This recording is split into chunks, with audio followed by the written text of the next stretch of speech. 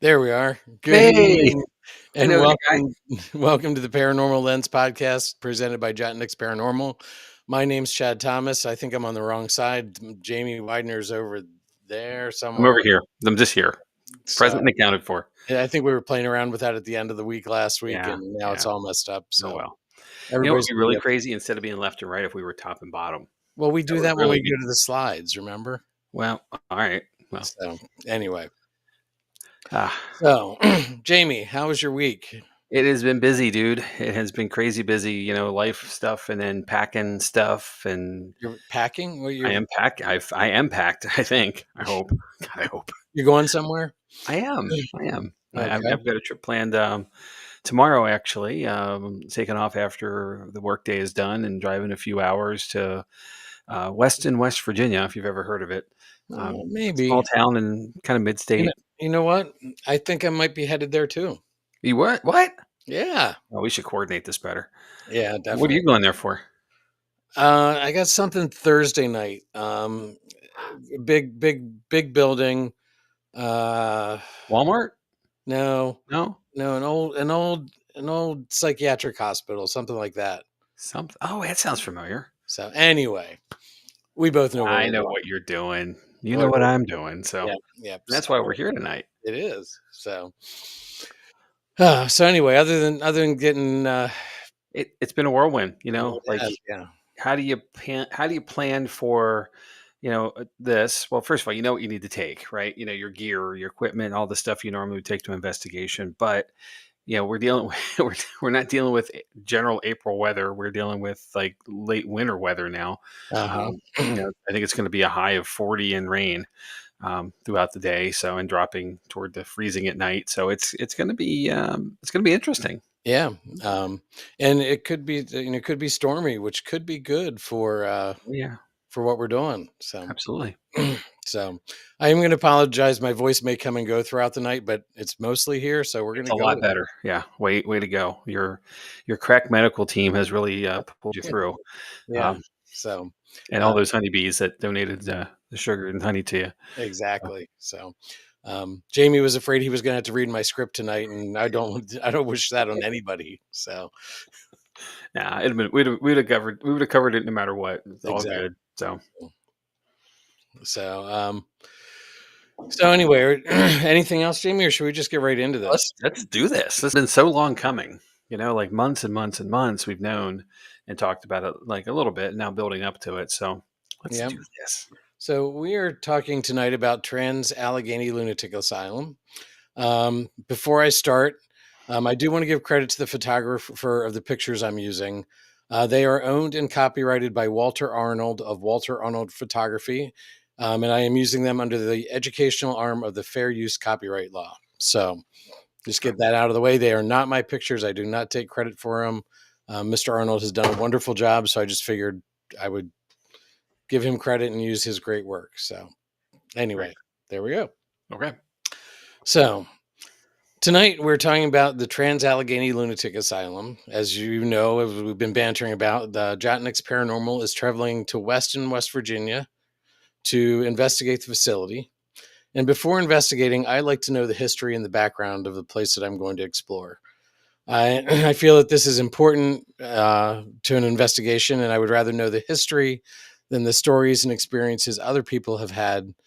Because knowing some of the general expectations of a location isn't a bad idea, but hoping or expecting a specific thing to happen can lead to a letdown and disappointment, which can turn that whole experience into a bad one. We've been there. Yeah. So, but before we start wandering the halls of Tala tonight, I want to dig a little deeper into the history of mental illness. Before we go too far into anything, we were remiss to catch up on some comments real quick. Okay, go for it. So, first of all, Bert Lynch is with us, and he already called it, so no one else. Road trip with a lot of exclamation points. Uh I think 5 or 6 or 7. I don't know. They're very small lines. Oh my, I forgot my glasses. That's what's wrong. All right, Oh, like, geez. I'm like Mr. Magoo here. Can't see anything. Jim's with us. He said, "Hi guys, switch sides, Freaky Tuesday." So you're right. Frankie Adayo is with us. Tala Yahoo or Hoo Hoo, sorry. Todd and Carmelo are with us. So right, yeah, you're going to Tala. How could you forget? That's all we talk about. Oh, and but while we're there, I wanted to congratulate Todd and Carmela on Yep. their podcast. They had their inaugural episode last night, Yep. so congratulations on that. I saw it today. I didn't. I was packing and everything else last night. It totally blew my mind. It slipped my mind, I should say. My mind was blown by the first episode as I watched it this afternoon. Great work. Looking forward to a lot of good stuff coming there, along with Chris Allgood and Audrey Keeler. Great set of hosts, and looks like a lot of great plans coming up for them. Hmm. Monday's at 9, and they'll be here next week or before you know it. So. Yep. And then also Heather Lynch is with us too. She's ready to be educated for the investigation. I don't know if that's what we're going to do, but here we go. And she's also packed and ready to go. One of our traveling compatriots, picking up some fresh eggs from the neighbor so Bert can make us brunch on Friday. We are crashing together, the Lynches, Chad and I, at a Airbnb, which is, for when we travel, I gotta say this, we don't get to travel often enough where we stay together. We're always finding hotels and everybody's got their own room, which is fine, obviously. Hmm. But Airbnbs, VRBOs, whatever they are, they give you a chance to commingle, still having a separate space. So I really am looking forward to this just for that alone, the camaraderie and the team, of all of us in the same team kind of thing. So, Right. Me um, too. and Yeah. brunch. Yeah. It wasn't like brunch. Um, and then Tard and Camilla also added, we'll be curious to see what experiences and activity you have. Definitely will need to share your notes. Next week's episode will actually be a post investigation episode to kind of get everybody who came along with us, try to get everybody together here, as we've done for other investigations, and then kind of do a round robin kind of conversation around what we all experienced uniquely. Hmm. Hopefully, there's a little bit of time, since we're doing this on a Thursday. There might be enough time to capture some information, like the evidence review, and show some stuff. So if we catch anything, of course, because it's never a guarantee. So. But yeah, that'll be coming up next week as well. So we'll cover that at the end. All right, we're caught up. All right. All you. So, so before we start wandering the halls, I want to dig a little deeper into the history of mental illness in the United States. And I'm going to start using an antiquated term only because that was the mindset of the day. I mean, no disrespect. In colonial times, people were considered insane if they exhibited aberrant behavior or behaviors that deviated significantly from what was considered normal behavior. It was believed that people exhibiting this behavior were possessed by demons, witches, or possibly the devil himself. In looking back at some historical documents, some modern day psychologists have concluded that the majority of people executed as witches in the Salem witch trials in 1692 were actually showing signs of mental illness or what would have been called insanity in those days. So it's an interesting piece of history to dig into there. Executing people as witches was not the only way the insane were treated.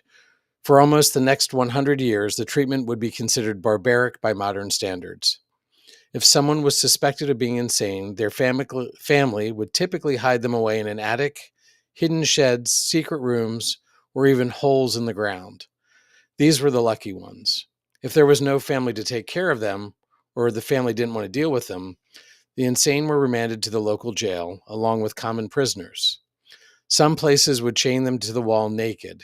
It didn't matter what the weather was like, hot or cold, they lived in their own filth and excrement. In the 1700s, facilities were beginning to be built for the insane, but the goal for these facilities was not to make them better, but to keep them away from polite society. Luckily, times and ideas changed. In the 1800s, new ideas came about in regards to treating the insane. One of the main people in this evolution was a woman named Dorothea Dix, born in 1802 to an alcoholic father and a mentally unstable mother. She ended up raising her two infant brothers. In 1817, she opened a private school in Worcester, Massachusetts. And yes, for those math whizzes out there, she was 15 years old at the time. With no formal education, she taught young women in the time when formal education was unheard of for females. 5 years later, she opened a similar school in Boston. At the age of 39, she had a life altering moment while visiting a jail in Cambridge, Massachusetts. She witnessed mentally ill inmates and how they were being treated. This horror inspired her to a life of advocacy for the mentally ill. She started in Massachusetts and got the legislature to authorize funds to improve conditions for the mentally ill. She took her crusade to other U.S. states as well as Asia and Europe. It was because of her efforts that the first state hospital for the mentally ill was built in Trenton, New Jersey in 1848.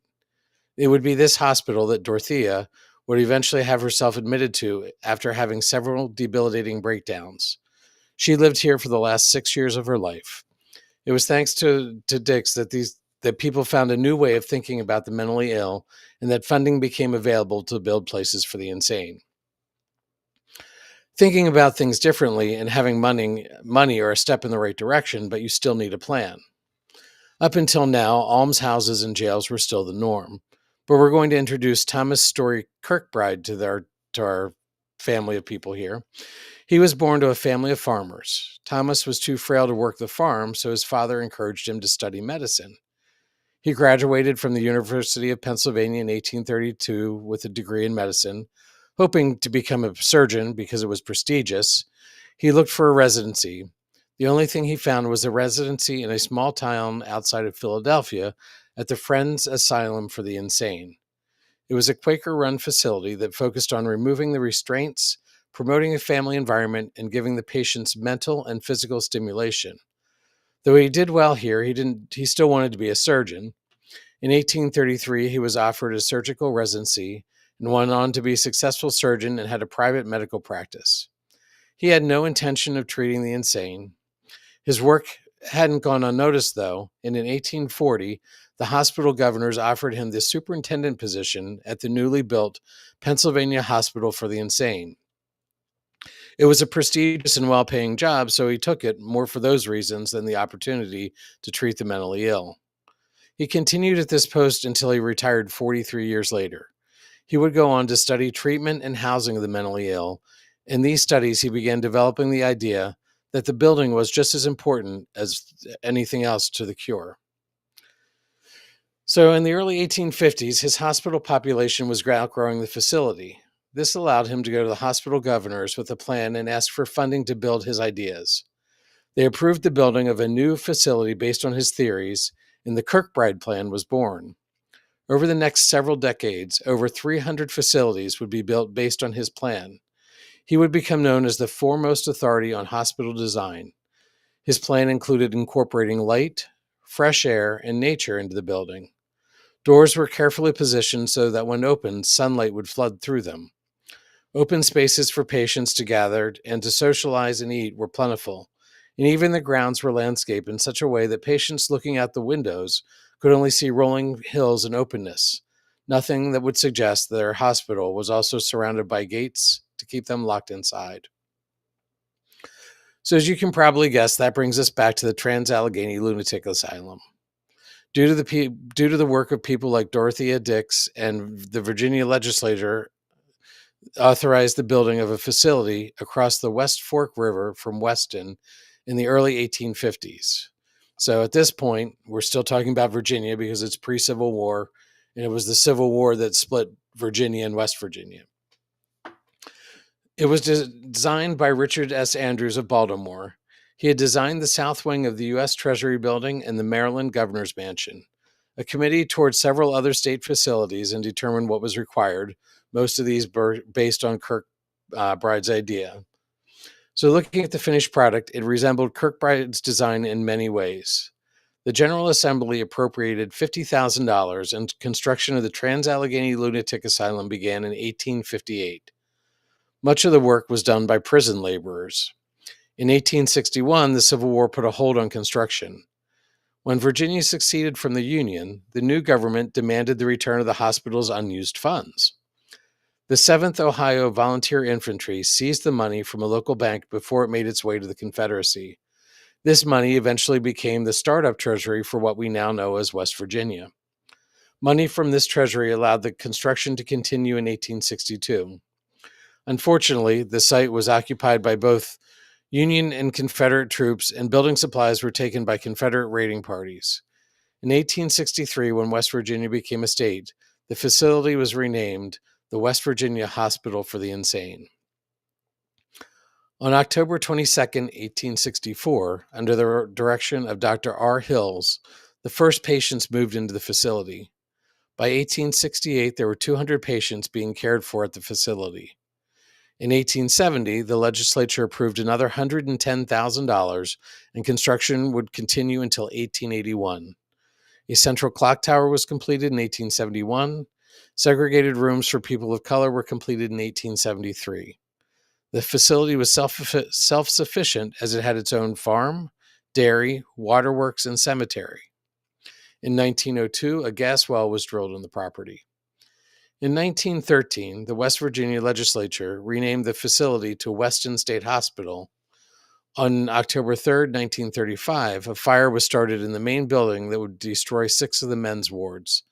This also led to the cupola falling through the roof. After being repaired, the building remained in use for almost 60 years. Now, as we know from some of our other episodes, like Season 1, Episode 24, when we talked about Pennhurst, funding became a problem, so people were admitted to collect the money. This could be for a number of reasons, including asthma, laziness, egotism, domestic troubles, and even greediness. This led to an overwhelming number of patients being admitted, causing the asylum to face a shortage of staff and beds. This quote from roadunraveled.com seems hard to believe today. A man could admit his wife for any reason, and if he decided never to bring her home, if, say, he started a new relationship, she remained as a ward of the state. Children often accompanied their mothers, and some children were born within the hospital walls and were raised there. Other children were dropped off in front of the hospital as orphans. A big part of the hospital's history was written by people who should never have been there in the first place. Hard to believe that that's something that was acceptable in the time, huh, Jamie? Oh my, yeah. Well, yes, agreed. I think, if I'm not mistaken, I saw in the last couple weeks a list of probably 50 things that were acceptable reasons to be Yeah, admitted yeah. to the Tala. I have that, and we can share it a little bit later when we're talking about Okay. when we go into discussion. Yeah, it just blew my mind, like the amount of things that were in the era, and Mhm. yeah, obviously still not acceptable by overall sense, but what was allowable, maybe a better way to say it, in the Right, era, for admission to just pass people off. right. Man, So, this might be a good time to pause here for a second. I want sure. to share this comment from. Well, first of all, going back to what happened with folks, you know, with mental illness back in the day. Bert was kind enough to comment that his mom kept him in the basement. Um, I don't believe that, but maybe it's true. It is Bert after all. Yeah. But Frankie Adio, who is a social worker by trade and profession, anytime I walk into a facility like Tala, it is not lost on me that this was what my field looked like at one point. Tremendously and traumatically flawed, to say the least. It's hard for me to do actual paranormal work there because I get caught up in the empathy of it all. Yeah. And I agree with that completely. I coming from the social service world myself for quite a few years, the amount of trauma that is on people and the energy that it brings and continues to linger is got to be so heavy here. That is one of my concerns going in as well.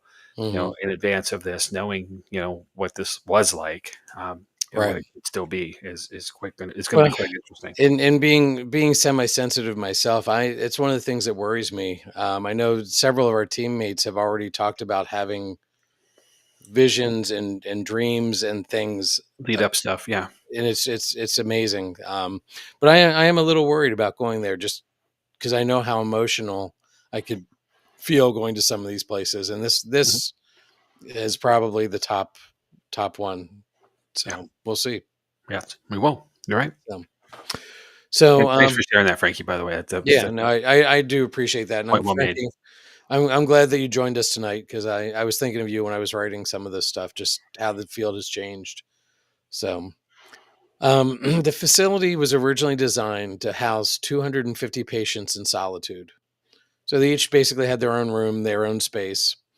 The Mhm. hospitals held 717 patients by 1880, 1,661 in 1938, over 1,800 in 1949, and at its peak, it had 2,600 in the 1950s in overcrowded conditions. Things were so bad that bed sharing measures were implemented. A patient would get 8 hours of rest, and then the bed would be occupied by another patient on a different schedule. This is not what Kirkbride had dreamed of. In 1938, a committee organized by a group of North American medical organizations stated that the hospital included epileptics, alcoholics, drug addicts, and non educatable mental defectives among its population. In 1949, the Charleston Gazette did a series of reports that included stories about poor sanitation and insufficient furniture, lighting, and heating in much of the complex, while one wing, which had been rebuilt using the Works Progress Administration funds following the 1935 fire, was comparatively luxurious. So I found that interesting. Kirkbride's plan was for holistic care of patients in these facilities. Even though this facility started in those routes, as patients overwhelmed the staff, other methods of treatment were employed. These methods typically didn't heal the patients, but more often made them controllable. I'm going to get these. These are medication names, so I'm probably going to get them messed up, but I'm going to try. Chlorpromazine, also known as Thorazine, was introduced to treat psychotic disorders, but it was widely prescribed and often used to keep patients in a catatonic state. Similarly, laudanum, an opiate most commonly used to treat pain, was regularly provided to patients. Then there were different types of shock therapies. They included insulin shock, which put patients into comas, and electroconvulsive therapy or shock treatment, which we all know what that's done from other reports that we've looked at. We're going to move into another sad time for this facility. In 1948, the first lobotomy was performed in West Virginia. Neurologist Walter Freeman, working with James Watts, had developed the surgery based on the work of Egas Moniz. Freeman's intention was that of reducing overcrowding of mental health hospitals and the corresponding financial burden that many states faced. So his theory was to make things better. Transorbital lobotomies, also known as ice pick lobotomies, could be completed quickly and did not, in Freeman's mind, require surgical training or an operating room. By teaching the transorbital protocols to doctors and psychiatrists, Freeman hoped to advance his ultimate goal of ridding the world of mental illness. Weston State Hospital was one of 4 facilities that were part of the West Virginia Lobotomy Project. Between 1952 and 1955, there were 787 West Virginians that were lobotomized at the 4 facilities. It is believed that Freeman took part in most, if not all, of these procedures and charged $25 per patient. He encouraged crowds to watch like it was entertainment. Again, RoadUnraveled.com stated almost all patients who underwent this procedure were completely altered, often unable to provide even basic self-care, and many died during the lobotomy. Lobotomies were horrific, brutal, and all too frequently ended or irreversibly changed lives. Looking back at this, we now know that the procedure doesn't work, and it's unfortunate that so many people were treated to prove that fact. Isolation was also another form of treatment used for uncontrollable patients. This could be for hours, days, or weeks, depending on the severity of the patient. This didn't always go as planned, as isolation can make patients worse.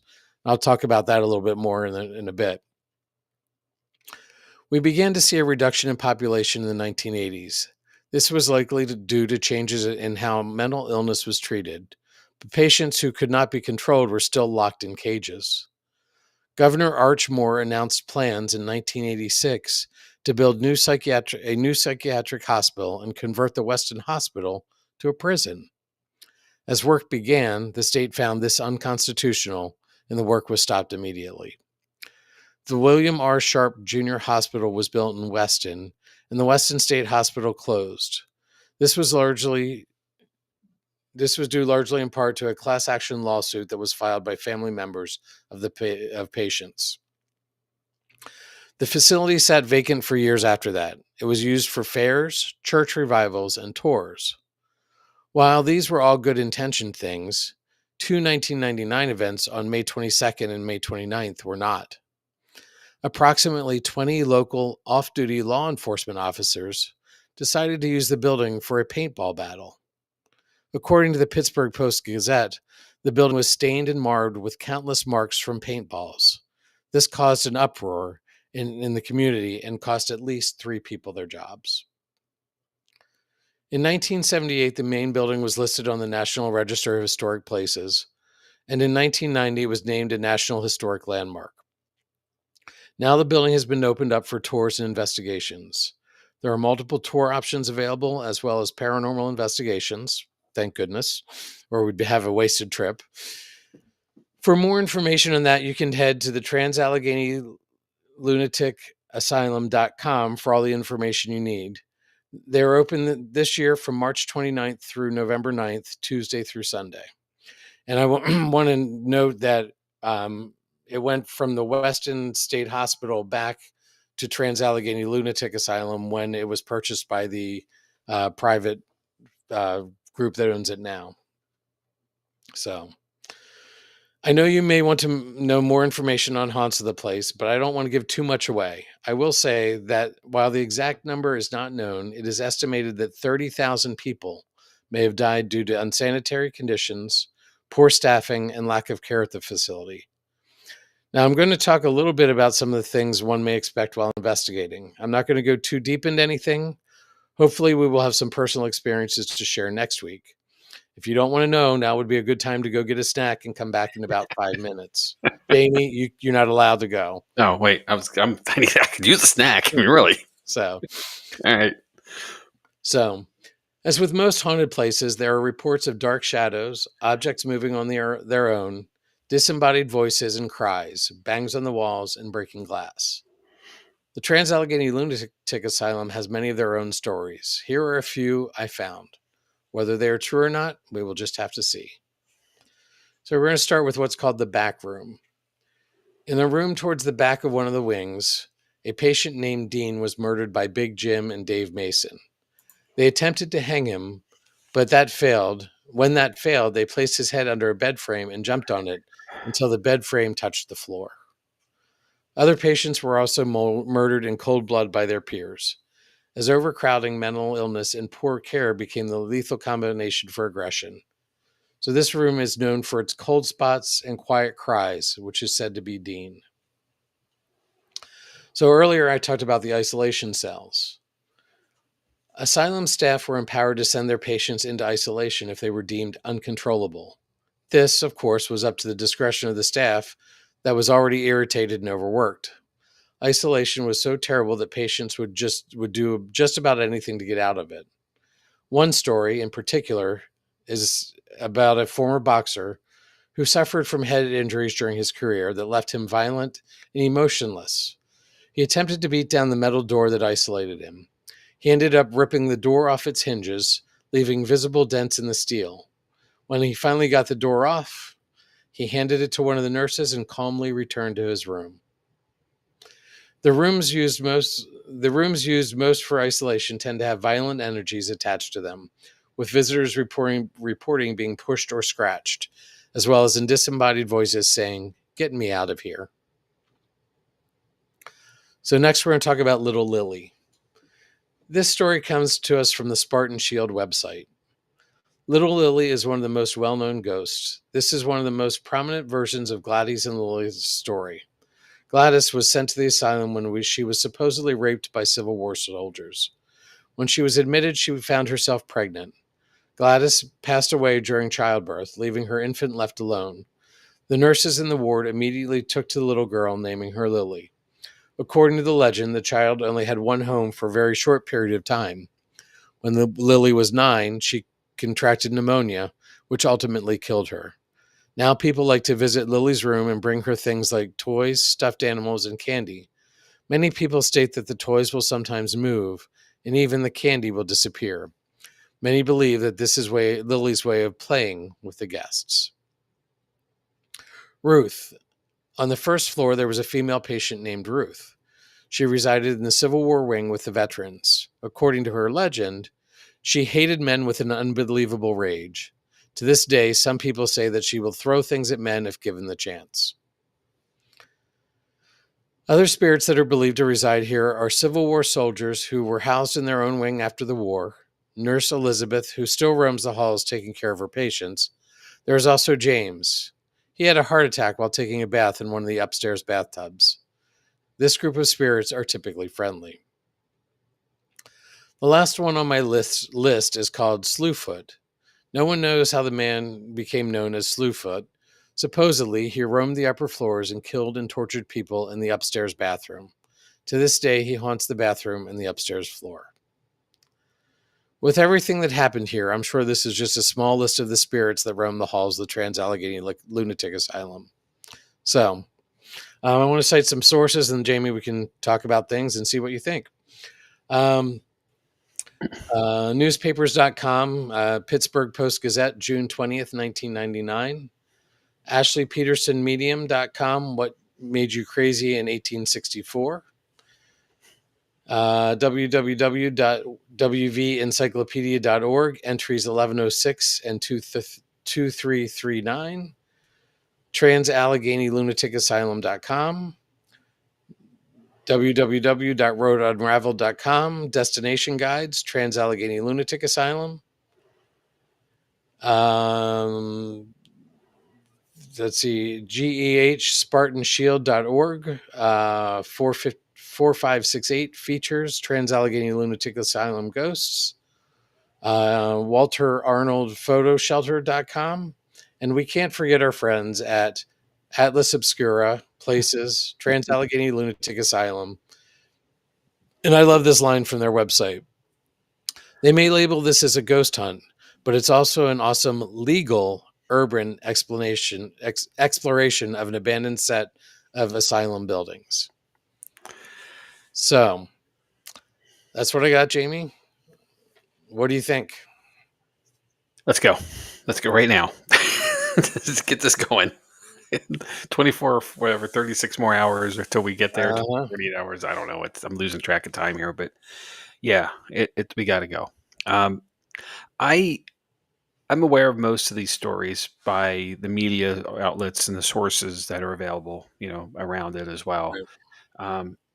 And and y'all know I like paranormal shows, I guess. So that's not a secret, but Expedition X with the Josh Gates show with two other investigators he sends out to the world.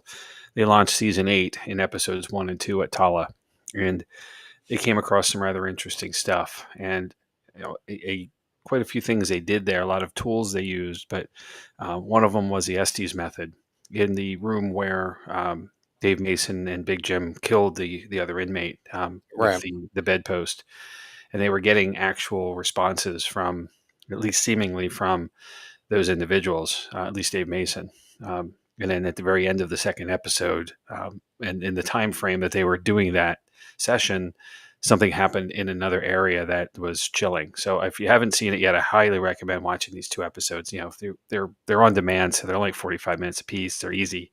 I rewatched them Tuesday night, Monday night, whatever. Uh-huh. On accident, honestly. I wasn't really planning on it, but I was, it was a very late night because of packing and other stuff, and I sat down on the couch and just kind of flipped through some stuff. I'm like, oh, well, let's watch this. And then I thought, Uh-huh. just for a few minutes, the next thing you know, an hour and a half later, and it's midnight, and I'm like, I gotta go to bed. Um, but there's so much history here going all the way back, and the idea that people were mistreated at best and just flat out abused, and I don't know, there's so many directions to go here, but just the blatant horrific conditions that people were Mhm. put in and left in and subjected to. There's no way, in my mind at least, and this is Jamie Widener's opinion, but this place has to have activity. It Right. just has to, for 150 years of just trauma and drama alone. Mhm. And I guess and it is, we have to be cognizant, of the fact that a lot of folks who were there may not be fully aware that where they were.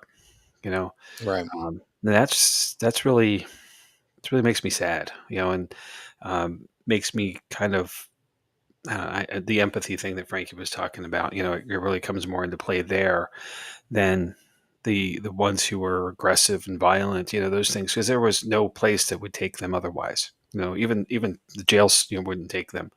Um, you were talking about the governor um, of West Virginia back in the 80s was, stopping the process of turning it over to a prison.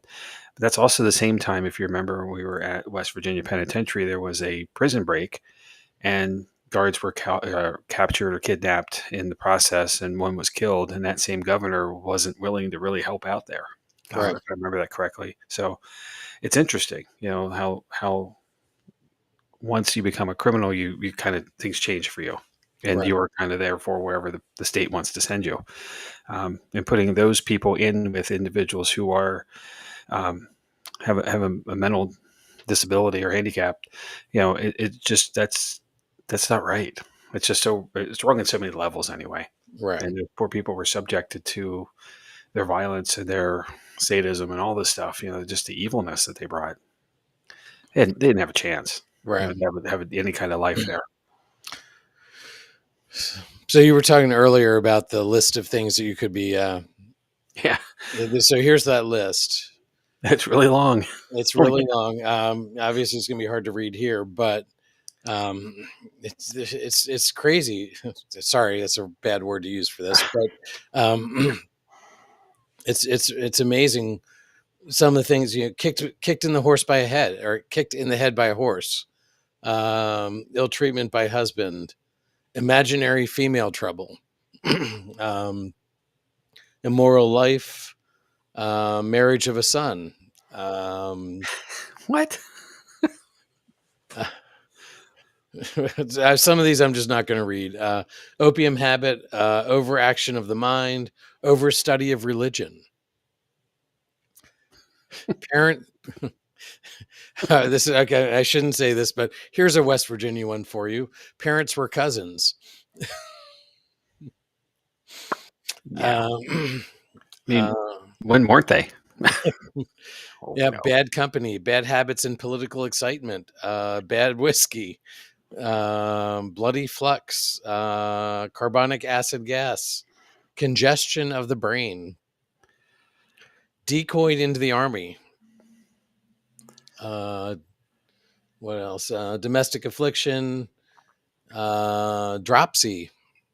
If you had the dropsies, you um, fighting fire, fever and jealousy, exposure in army, exposure in quackery, exposure in heredity, um, epileptic fits, time of life. I just uh, women troubles, smallpox, snuff eating for 2 years. Couldn't be a year and a half, 2 years. 2 years. Uh, just It, you know, stuff was just made up to dump you off, basically, right? it sounds like it. Yeah, seduction and disappointment. Well, that's every weekend and you're single. So no. So same with the women trouble. Mm, But it is of an era when things were different, perhaps. But also, it is exactly that. It's just like, let's find an excuse to leave you here and add it to the list. Um, right, I'm just amazed by this. And it's not just here. There's so many other facilities all over the place that were in this genre, this era, that you were able to do the exact same thing to. You mentioned earlier, like just people getting dropped at the door, and there they are, and therefore they're right, now a resident. And that's, that going back to the 250, intentional set people who were supposed to be there for primary care, and it's swelling to 2,600 or so. That's exactly how it happened. It's just right, people just kept arriving, and without any real solid parameters for acceptance and admission, there wasn't like there was a waiting list and you had to, wait your turn. They were just people just get dumped, right, and without anything else to do with them. I mean, it's I guess it's gracious that they were taken in instead of just left to to right, Weston itself, the town, but wherever, right. but or sent And somewhere else. But it is still that's kind of what led to all of this as and well. this is sort of the knowing from some personal experience, this is sort of the opposite of the issues we have nowadays, where it's hard to get a bed in some of these facilities because you can't. Well, the world's you, changed for the the better. world has changed for the better, but unfortunately, we don't have enough caregivers Yes. in this field. And my heart goes out to people who do this. Frankie, we appreciate what you do. Yep. It just there are not enough people in the world who take care of the mentally ill, and it's and it's good when people don't have to be in a facility like this, and we have integrated people into normal lives, and that's a great thing. Jamie, you're aware every summer I go do a camp for a week, Mhm. Yep. and it's a camp for the mentally handicapped, and I it brings me so much joy to do that for a week, just to see them having these campers coming back year after year. And when we think of campers, you think of kids. These are not kids. These are I do the old people's camp, and it's there are people, we had people there who are 80 years old, and some of have been coming since the 1960s. Like, it's a great experience, and I'm so glad that we have opportunities to include them in daily life, and give them things like this and allow them to do what they want to do. So times have definitely changed. Absolutely. Well, let me, if you will, please let me go back Hmm. and catch up on a lot of comments because I was very remiss and engaged in what we were discussing there. Hmm. I have to figure out where we left off. There is a lot, and I appreciate y'all for doing this too. Thanks for engaging. Um, let's see. There's some eggs. Okay, so there. Mom kept me in the basement. Yeah. Okay. There's yeah, this is basically Bert saying he would have got dropped off if he lived in West Virginia. Um, with that, there was some conversation between our guests with each other, which is fun. Um, I want to step back to this from Todd and Carmela. Um, we were in that room. Carmela had an experience in the room where the two guys hung the patient, which would have been Dave Mason and Big Jim. And I'd love to get like a little bit more elaboration on what the experience that Carmela had there, if possible. Um, If and you want then, to, yeah, if you can or wish, either way. Um, see, wonder if the ladies in the criminal war will have fun with Chad and Jamie. Hey, we're fun, right? So come on, yeah. of course they will. Uh, maybe. Uh, Tim, one of our travel partners, where's Jerry? We're going to lose Jerry Keller of our team. We always do. Got to get an air tag on that guy. Um, it's inevitable. We'll lose him in the darkness. Um, and Todd is saying it's a huge place and overwhelming, but you will have a great time. I hope so. Yeah. I said last week we're going in. I'm not sure when we're coming out. Kind of thing. So. Uh, and I'm not sure what this means, but they were good, Jamie. And let's see, this was interesting. I believe the architect at Trans-Allegheny is the same architect at the Trenton Psychiatric Hospital in Trenton, near them, where Todd and Carmela live. And Bert says, "I'm excited and nervous. Tala has to have a lot of emotional energy, more than Penhurst." Hmm. And Which that's the way I'm leery, because right, I remember you're going out to the Paracon. and even before I got to the gates, I didn't Yeah, even realize on what I was on the original property, and I was feeling emotions like I can't explain. yeah, I think of that, a lot actually. That you're explaining that situation, Mhm. and because things aren't what they used to be. Right. Properties get subdivided. We did the episode on Wilson Castle a while back, and the original Mhm. grounds for the property were massive, and now it's minor. Right. You mentioned Leap Castle when you jumped into it last week, um, Uh-huh. the week Yeah. before, but that has been subdivided down drastically from its original um, plot size. So Right. and the stuff was obviously is tied all to that land around it. Yeah, I'm wondering how far out from Tala we're going to be till we start experiencing some things. Obviously, some of our teammates are already getting dreams and other connections to it. So Right. it's interesting. It's really interesting Yeah. to see how it's going to go. Um, Sorry, I was jumping around. I didn't mean to pop those up. I wasn't looking at you. I was looking at the camera, so I didn't even notice. Um, going back to the list, Todd mentioned my favorite is Women Trouble. Yeah. Uh, Yeah, me too. And Frankie here said, "Oh man, looking at that list, I'd be on it for life." Um, yeah, well, we know where to find you at least. Uh, and let's see, I think we're caught up. Yeah, and then oh, Frankie, thank you. I appreciate you both, of course, and thanks for doing what you do. Hmm. All right, so where are you at on this? There's a lot, and you did the lion's share of the research to get here to this. I mean, I definitely think it's got to be haunted. It's got to have paranormal activity. Um, I saw a video of their gift shop. Now, I'm always leery when it's a security camera shot and something happens that's just on the edge of the camera. So, Yeah, somebody could have pushed it. Their story is that they close at 6:30. This was or 6 o'clock, and this was at 7:30, and a display fell over, was like pushed over. I don't know, but there's things like that happening all around, and there's a lot of people who get scratched, and so it's not necessarily a safe place. You need to go in and protect yourself and be wary, and if we feel uncomfortable, we need to make sure that we take a break and walk away. yeah. Communication is a key part of this, and honesty about it. Absolutely. All right. So Todd got back to you Yeah, on. I was going to click that. Let me. Oh, I hold got on. it. So Hands free. sorry.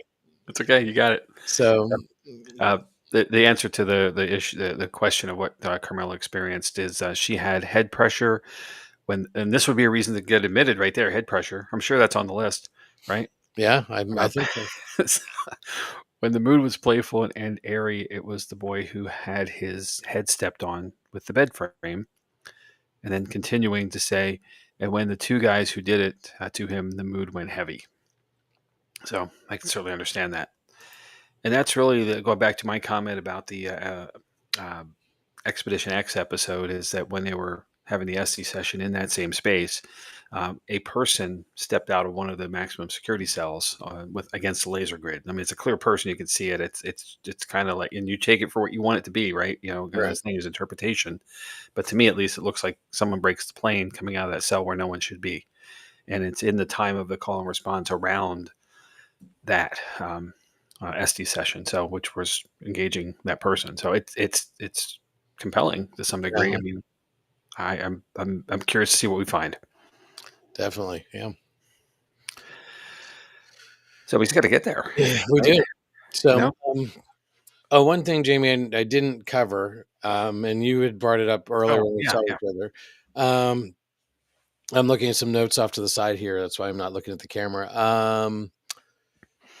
Cemeteries. Where is it here?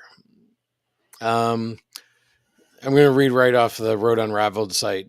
While some people eventually left the asylum under their own power, many died there. The staff notified next of kin when a patient passed away, and in many cases, families did not return to identify or take the bodies for burial. Patients who were not claimed by their families were assigned a number, buried in a cemetery, and issued a simple gravestone reflecting only their identification number. Over time, many of the gravestones were removed and even repurposed. Today, there is virtually no way to identify the bodies buried at the asylum. Patients were always buried, though they were never cremated. Wow. So, Jamie, we were looking at the Google map earlier, Hmm. and there are two very large plots that are marked cemeteries Yeah, um, behind the facility, which would probably be part of the property at the time. And if we're talking upwards of 30,000 people, it's definitely would that's have been a lot of people, a wow. lot of area. Yeah, there's yeah. Um, we have some of our teammates who are down there already. We have a group chat, kind of thing going on, and I sent a message like, "Hey, by the way, I was just Google Earthing, or Google Mapping. I'm sorry, Weston to see what amenities were around it, like if there's a grocery store, restaurants, whatnot." And I couldn't help but notice behind Tala, it's like to the southwest a bit, there's two sites that are noted as cemeteries and on the map, the physical map. And then as I turned it over to the satellite view, I realized that they're out like in the middle of nowhere off a dirt road. Like that has to be, this like plots for the folks who passed. And Tim and Erica, who are out there already, said they went back that way yesterday, and that dirt road is exactly what it seems. It's very rustic and very narrow at some points, and they got stuck, not stuck in the sense of physically stuck, but they couldn't turn around.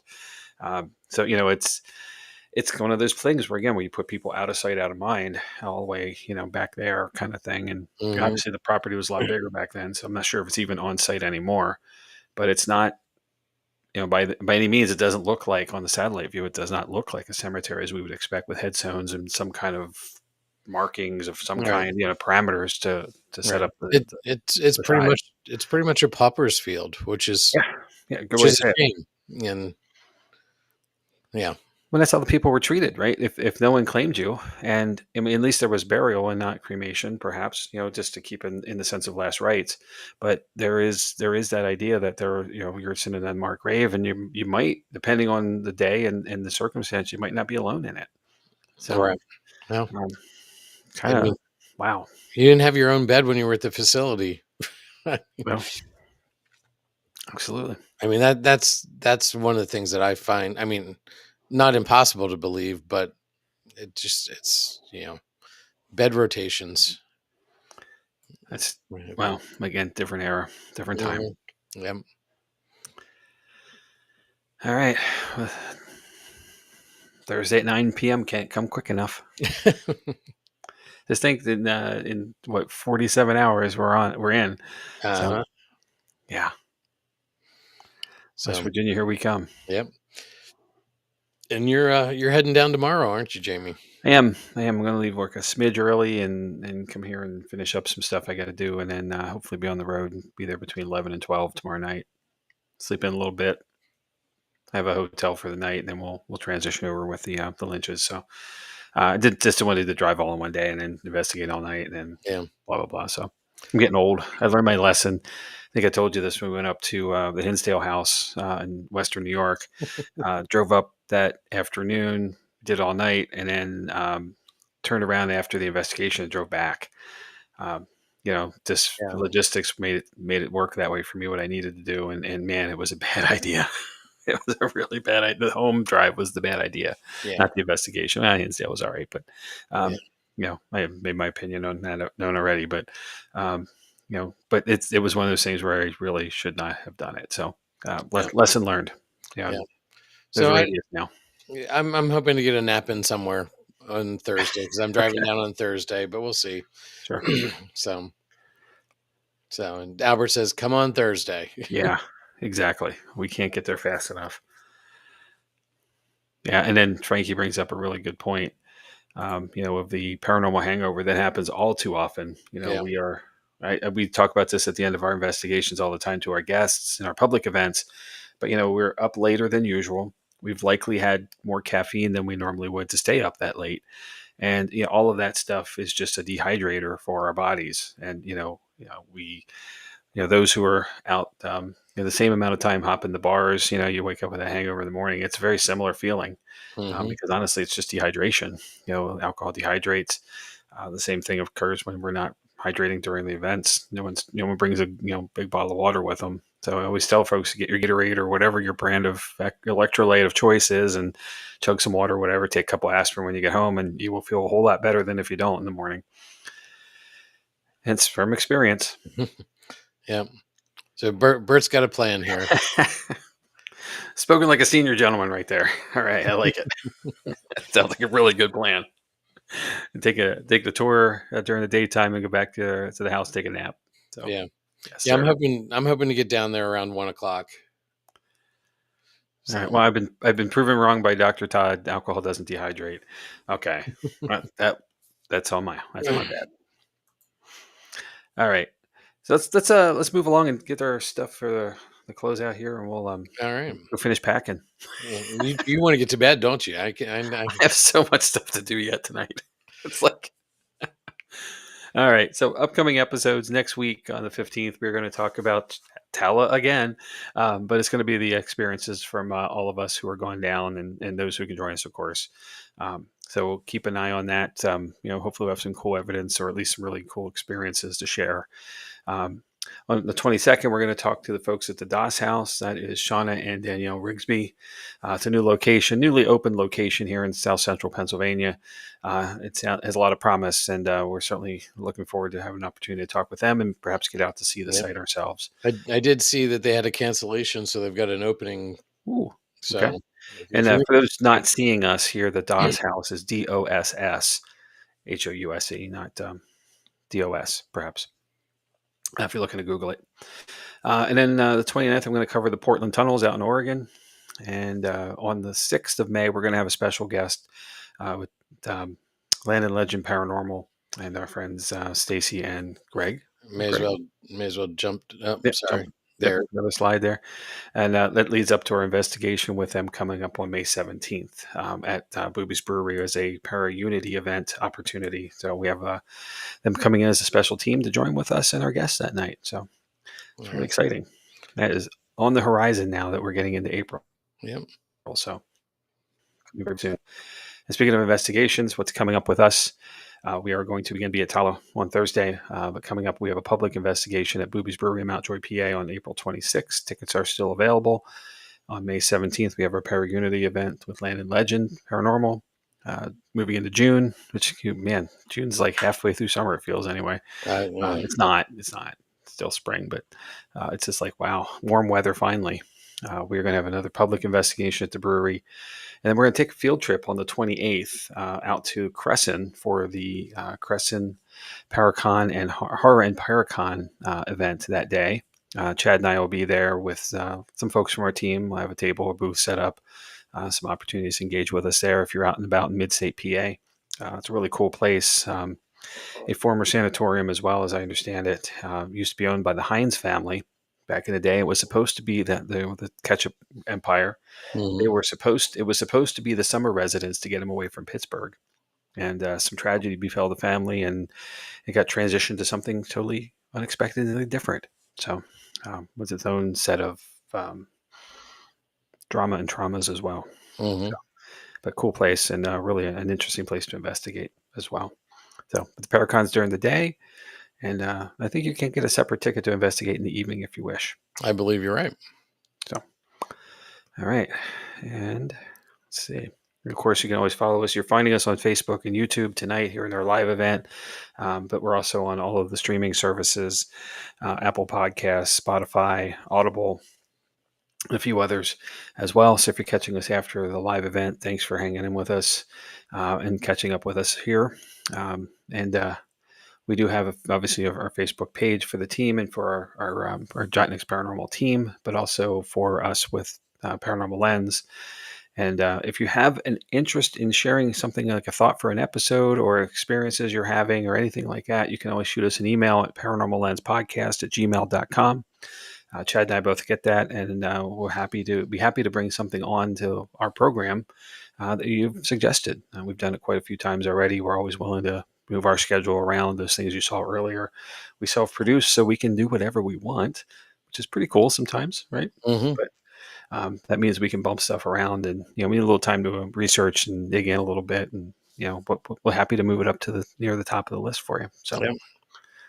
Or we're happy to have somebody else present for us. that's true. I, We're I always open to guests. I did. I reached out to our friend Steve Dills a couple weeks ago. Jamie, Oh my! Here he is comes the ready to. 3-hour episode. He is ready to come back on anytime we want. Yes. So All right, I got to go on assignment again.